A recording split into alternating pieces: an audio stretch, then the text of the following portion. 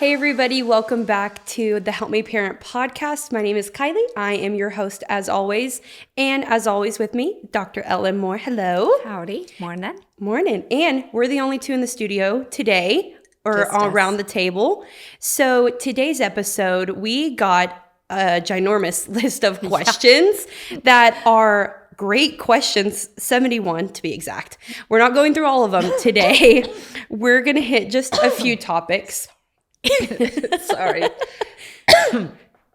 The tea. Yeah. The tea. Okay. It's sweater weather. We're drinking tea and we have sweaters on. So that's what I'm calling this episode. But we are going to be talking about a few different topics today. In a direction we're going is something that kids of all ages now are facing. The term mental health comes up a lot. Managing media with your kids comes up a lot, especially with it being 2023. So we're going to kind of dive into both sides of that today. So it's going to be really awesome. So to start out, we'll start with kind of the in-person, like their emotions, their relationships with people. So this question says, my child is acting out. How do I balance my response between empathy and discipline? Yeah. That's a great one. I think we're really navigating that all the time in all of our relationships, really. I mean, we're obviously not disciplining in all of our relationships, hopefully. But managing kind of the head and the heart at the same time. Thankfully, I don't think it's an either or. It's always a both and. Yeah. That I can be very aware of to a large degree. I can be aware of the emotions or at least the signs of the emotions that they are expressing, and I can be empathetic towards that while still maintaining some boundaries. And so it doesn't have to be either or. It's not like I'm only empathetic if I'm letting them fully express whatever emotion in whatever way they want. That's actually not always the most loving thing to do. And so we can sympathize, we can empathize, and maintain boundaries all at the same time. So let's say a child is experiencing sadness. Maybe they are sad because they got in trouble. Maybe they're sad because their feelings were hurt.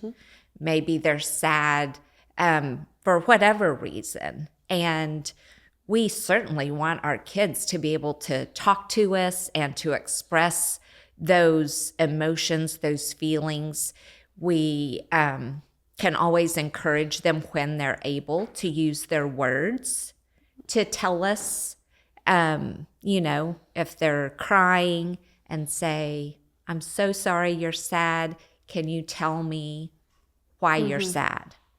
And when they're able to express that, then we can say, I'm so sorry. But there are also sometimes, then if they tell us what happened, I'm so sorry, here's a good way to handle that, or to speak truth to them and say, I'm sorry you feel that way, but here's the truth. It feels like your brother and sister hates you or your friend hates you, but here's what we know is true. Yeah. They made a wrong decision that hurt your feelings. So how could we handle that? And you have a conversation with them about, okay, maybe they don't know that they hurt your feelings. So we could tell them. And when they're young, we kind of walk through the whole process with them. Yeah. And we pull brother or sister in there and say, okay, can you tell them why you're crying? Yeah. I'm crying because you said this and it hurt my feelings. give brother or sister a chance to respond. If brother or sister doesn't know how to respond, then you're helping on that end too as the parent and saying, all right, well, when we hurt somebody's feelings, here's what we do. I think, in parenting, we can at times forget how much of this has to be taught, how much of relationship has to be taught. They don't just automatically know it. Yeah. I remember when our kids were probably like 2 and 4 or 3 and 5, somewhere in there. And Joshua, our son, was in the middle of the floor playing with his Legos, and Megan was in his room, which he didn't like, but she had gotten in there and crawled up some shelves and was literally hanging by her fingertips, screaming, crying. I ran up there, see her hanging by her fingertips, pull her down, and Josh is still just playing with his Legos. Naturally. I'm like, hey, bud, did you hear or see that your sister was stuck?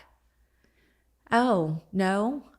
Okay, well, let me tell you, when we hear somebody cry, here's what we do. Yeah. We stop what we're doing and we check on them. We see if we can help them or we get somebody else to help them. And so we just have to teach these things. Absolutely. Would you say, as much as you're teaching them, hey, this is what we're doing, would you recommend that parents showcase their emotions too? Like, hey, this made me upset in this way, or this is how I handled, or do you kind of stay away from that to kind of say, hey, I have feelings too? Or I think it depends. I think in the scenarios we were just talking about, when it didn't really involve the parent, that they can certainly use themselves as an example. When I get sad, here's something that helps me. But if it's an instance that maybe the emotion is a result of the parent-child interaction, not the siblings or, friends, the child and somebody else, I think I think it's good to verbally express emotion, but we've got to just be super self-controlled and mindful that we are expressing it in an appropriate way. If a child throws a tantrum in the store and you're dealing with that when you get home, and they're old enough to understand words like, okay, what happened in the store? You talk through it. Well, can I just tell you that when that happened, I was really embarrassed. Or that made me so sad because you were having such a hard time, but all the people around, they didn't know why you were having such a hard time. And then they were having a hard time enjoying being at the store because you were making such a ruckus, And so I think it is good to help kids understand that while they are experiencing emotions, the people around them are also experiencing emotions that may or may not be directly related to that child. But also, I think something that is really good to keep in mind, we, as a culture or society, with just the way we're kind of encouraged to be ourselves, express ourselves, all of that, which in a lot of ways is really good. But in other ways, we are not to be people who are without control of ourselves for our sake or anybody else's sake. Yeah. So to be experiencing sadness or anger should never be at the expense of somebody else. And so to help our kids to learn that they can actually stay in control, like they don't have to keep, yes, an initial incident may cause tears, may cause anger, may even cause an outburst, but we don't let that continue indefinitely, because we want our kids to understand, hey, you know what? I know you are so sad, but if they're still crying for a long period of time, it's okay to say, okay, we're going to dry up our tears. We're going to stop crying because we've taken care of the situation. You've said sorry, or they've said sorry. We've said that we forgive them. And so now we have to move on with our day. And so that's a good time, depending on the age and all, to just redirect, get them focused on something else. Hey, could you come help me with something? Or, hey, would you like to color one of their favorite activities, to color or go ride a bike, or, whatever that is. But to really help them understand from an early age that that the emotions aren't in control. The emotions aren't the boss. They can be the boss of the emotion. Yeah, that's really good. How do you control that conversation with like other people that may be in a child's life, like teachers or coaches and stuff, where maybe that's not how they're talked to, where it's just like, okay, like you need to suck it up or figure something out? How do you kind of help them? Do you just kind of help them on the back end? Does that make sense? I think so. I think typically it is helping them on the back end because, and I'm assuming if they're with teachers or a coach, they're old enough, to be able to use their words. Yes. So I think it is a lot. I think at this stage, kind of the stages of parenting that we've talked about, at this stage, you're kind of a trainer. So you may not be always with them, but having that open communication where they can tell you what happened at school or at practice or whatever, and then you talk them through, okay, here's something that you can do tomorrow. And maybe it's things like saying, you know what, if that happened, that hurt your feelings when the teacher or coach said that, to say, you could go to your teacher or coach tomorrow and say, hey, can I talk to you about what happened yesterday? That really hurt my feelings. Was there something I could have done different to help in that situation? And to just be brave enough to have some conversations like that. Yeah. It's a great place to start with friends, and that's why it's really great to start modeling it at home and like walking through it. Sometimes we would even, as a family, if they were having to deal with something, the next day we would like role play it and kind of make it a game and be like, okay, let's pretend I'm your friend and we're at recess tomorrow. What are you going to say? And they'll be like, well, I want to be the friend and you be me. And so we would just, kind of role play it to give them some confidence and to like talk it out. So here's different ways this could go and to help them be as prepared as possible. But we're not going to be able to be there all the time. We're not going to be able to prepare them perfectly or for every situation. But we kind of deal with it in these principles and in the home as much as possible so that then they can take those tools and use them. Because that's what they're doing. They're trying to form those relationships with people. It's something like when you were talking about how go to your coach, your teacher. Is there something I did wrong? That's something we have to do as adults as well. Like have those tough conversations. Yeah. It goes back to what we've talked about before about the relationships. Right. I will say one other thing is when our kids come home and tell us what happened, I might have been a little bit more on the other side, but we can't always just take their word for it. For Oh, yeah. the situation happening just like they said it happened. Not that our kids are intentionally lying, but they might be. But just not being so quick. We certainly want our kids to know, hey, we are here for you. We are your biggest cheerleader. We're your biggest fan. We're your biggest defender. But we're also going to deal with reality and ask the hard questions. And we've joked about it. I don't know if I've told it on here, but I remember our daughter, I think she was like in the 3rd grade, and she came home all upset because somebody had called her an unkind name on the bus. And she was like, they said I was a blank. And my first question was, well, were you? And she was like, no, this is what happened. I was like, okay, now I know how to handle it, because it is possible that they were being a whatever. Yeah. Does it do your kid a disservice to always take their side? Oh, absolutely.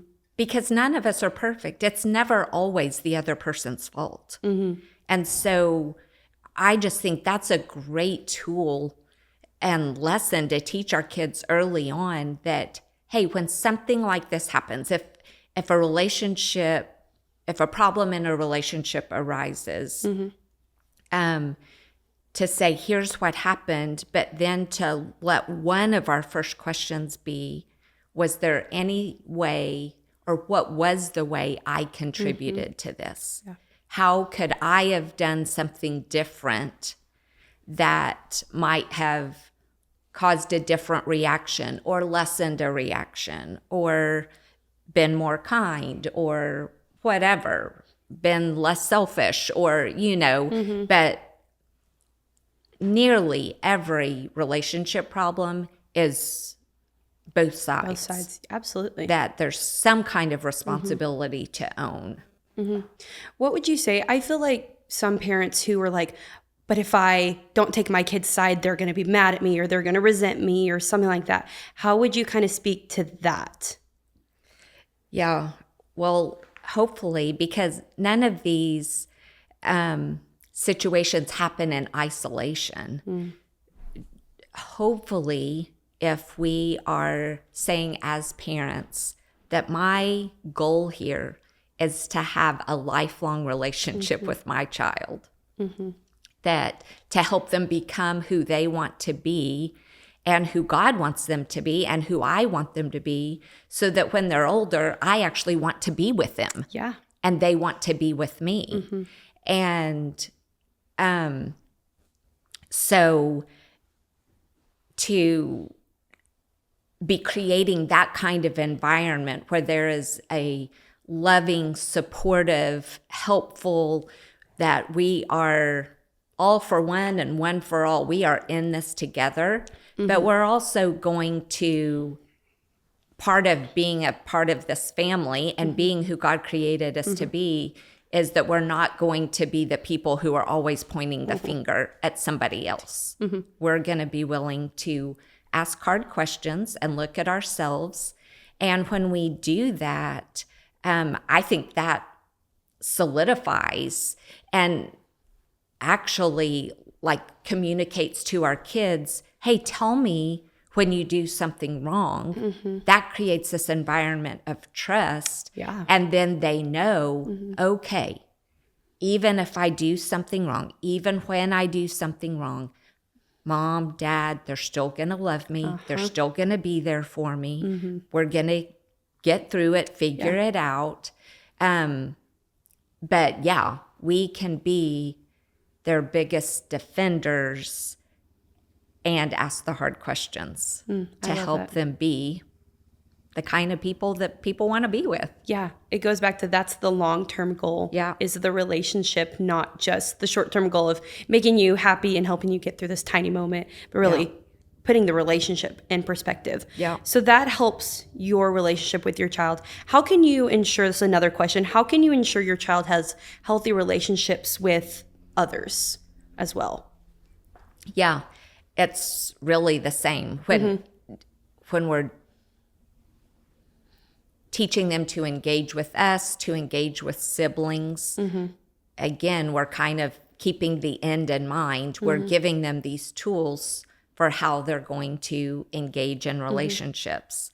I do think it is one of the differences, I think, between dealing with things as a family and then dealing with things, situation with friends or teachers or coaches, those sorts of things, is there is something about the family dynamic that I think is really important, that we are family and family comes first in a lot of ways. And so creating that kind of family identity, we would say things when the kids were growing up, like, we're the Moores and the Moores are known for this, or the Moores, we do this, we don't do this.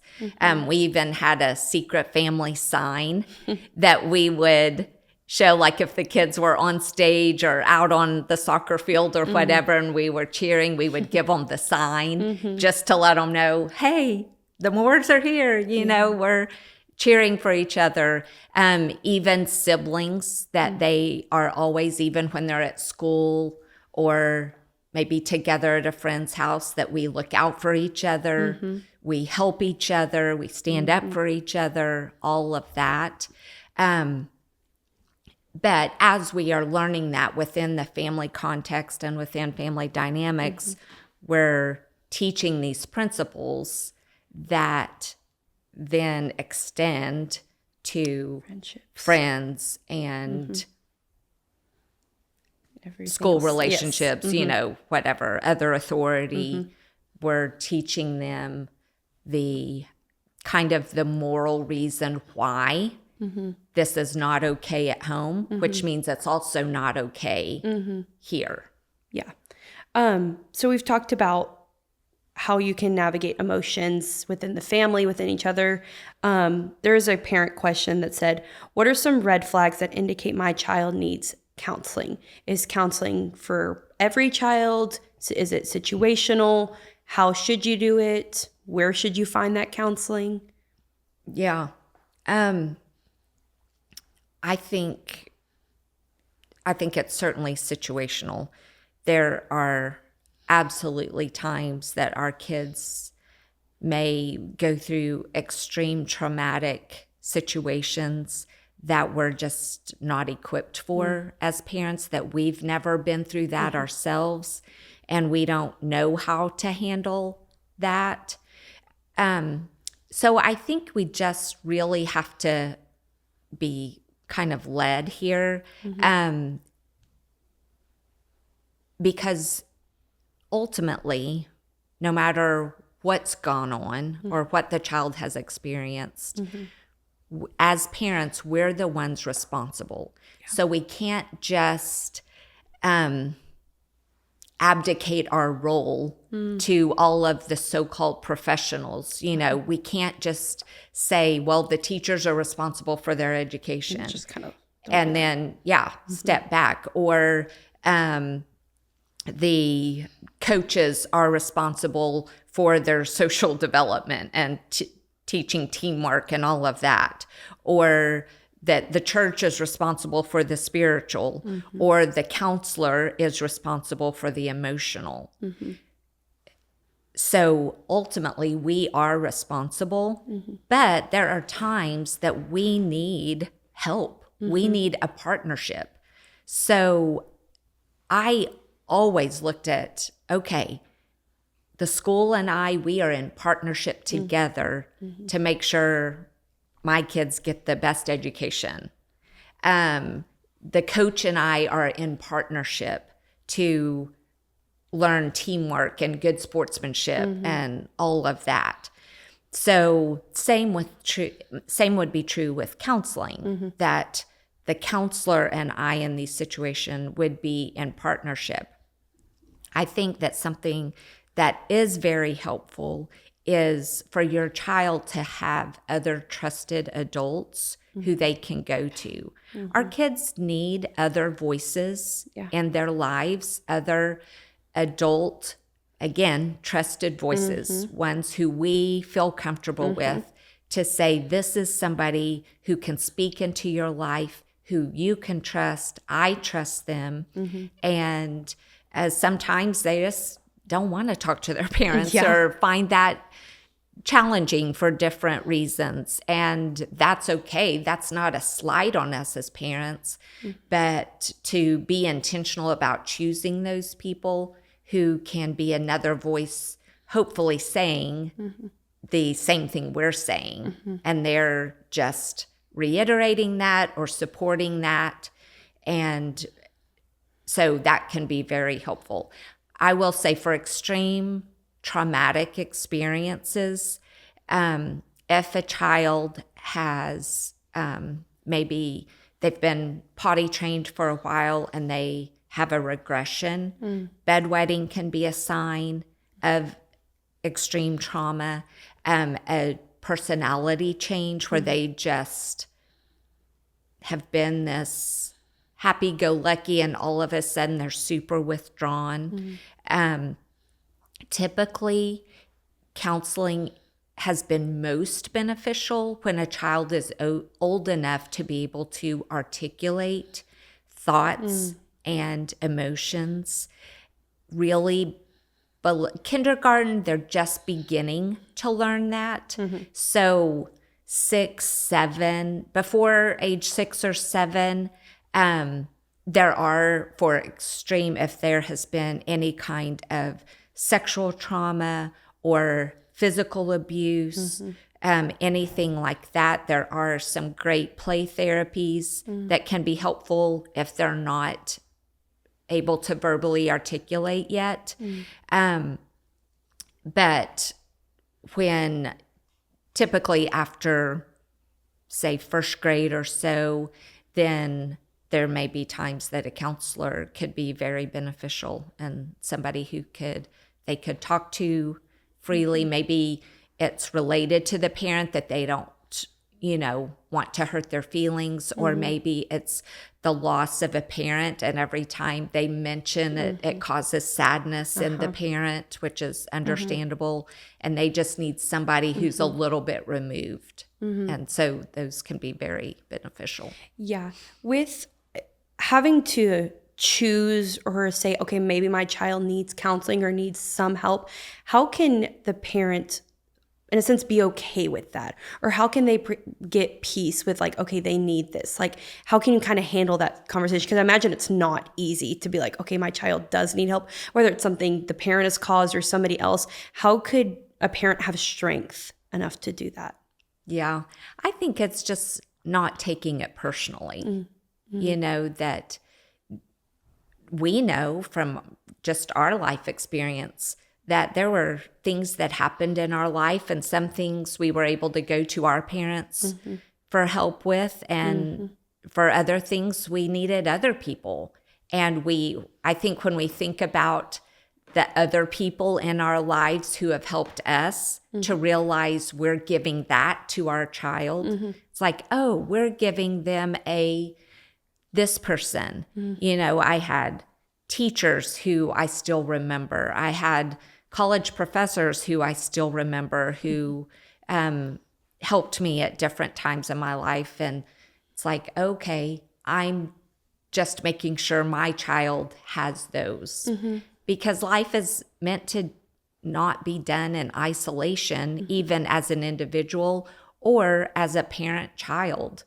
We're intended for community and to have other voices in our life. It's just being wise about choosing those other voices. Yeah. If you see that your child needs some extra help, but maybe they don't want to go, do you force it or do you not? Or is it situational again? Yeah, that's a good question. Typically, I would say it's going to be most beneficial when the child wants it and is agreeable to it. You're not going to be able to force a child to talk. The best counselor in the world can't force words out of their mouth. So it is the best when either it's initiated by the child or the parent initiates it and just says, hey, would you like to, what we've been through or what you have been through is really hard. And I've never been through that. Or, you know what? I just don't know how to help you, but I know somebody who could. And I think it would be really great. Would you like to go and sit down and hang out with them for a little bit? So I think we can kind of control the vibe of that conversation, which kind of goes back to your other question, that we're not taking it personally. We're not seeing it as failure or inadequacy on our part as the parent, but we are seeing it as I'm facilitating relationships and opportunities for my child for their sake. Yeah. And to say, you know, well, I'm going to go talk to somebody. So while I'm talking to somebody, would you like to go talk to somebody who could help you and then help us? So I think that's the best case scenario. Yeah, that's good. So this is kind of talking about more real life stuff that's going on that you can see and you can control. There's also the digital side of things where they can have problems online. They can come across things online. How can you help your child navigate the media aspect of life? Yeah, that's just a huge question, a huge issue and a wide road to navigate that feels like it has lots of landmines hiding along the way, which I think it does for real. I think number one, we just have to be really honest with ourselves and our children and kind of our perspective that with so much at our fingertips, that your child is going to be exposed to things that you would rather them not be exposed to. It's gonna happen. Yeah. So it's not a matter of if, it's a matter of when. And as much as we can do on our part to prepare them for that. And again, a lot of it comes back to that relationship where there is the freedom of conversation and to be able to say, you know, I want a phone. All my friends have a phone. Say, well, we don't feel comfortable with you having a phone yet, and here's why. That you would have access to things that you're just not ready for. Your brain is literally not ready to be able to process some of the information, some of the images, some of the things that would be more harmful to you than helpful for you. And so I think, you know, that the places that we have control, like at home, where devices are only used in public spaces in the home, that devices aren't accessible in bedrooms or between certain hours when they should be sleeping or, you know, doing homework or whatever, that we are creating a safe environment with as many safeguards in place as possible. I'm a big fan of filters, and there are a lot of those. One, I will just say this isn't, I have no connection to this website or anything, but it's one that I have found helpful as a children's pastor to just kind of get some information on what is happening in the digital world, how people are targeting kids and through really unsuspecting ways. It's not just when they are curious and they type in the word sex to a search engine, but it's people actually targeting kids on kids games, on Videos. YouTube for kids, that they are just finding these ways. I was reading about even on Spotify and Spotify Kids that there are ways that people with ill intent are targeting kids there. So I would say putting safeguards in place, doing your research. But one website that I have found helpful is Defend Young Minds.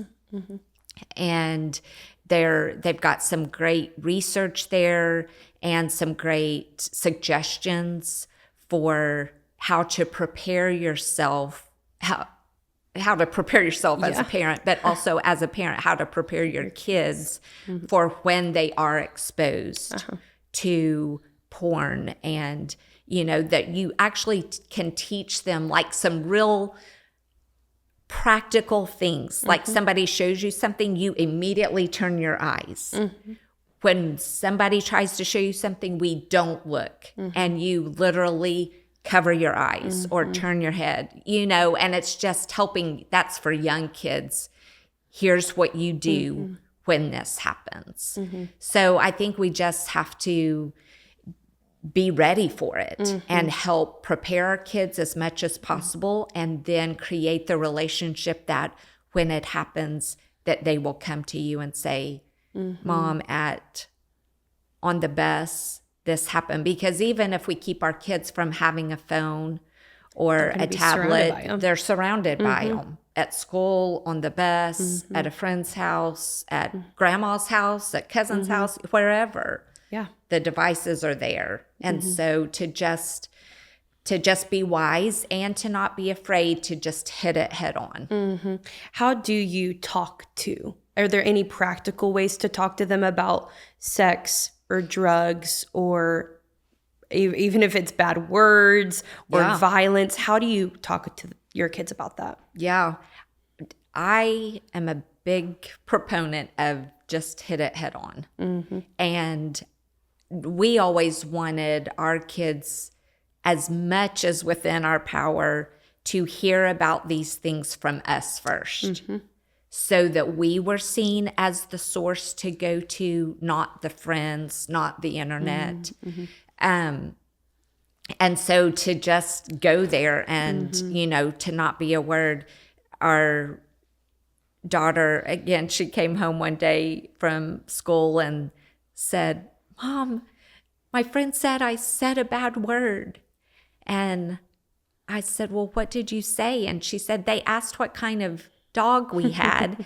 And I told them we had a Shih Tzu. And they said that was a bad word. And so I was like, well, that's not a bad word, but here's the part that is a bad word.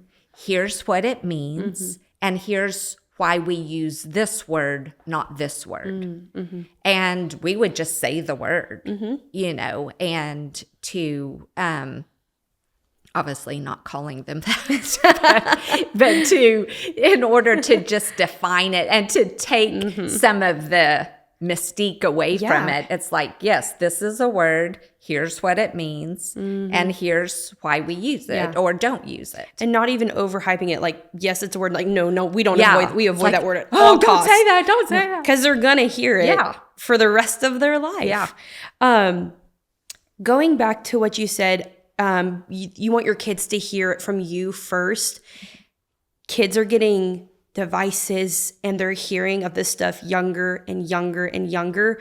When would you suggest having that conversation? Do you have it with a 3-year-old? Do you have it with a 5-year-old? When would you have that conversation?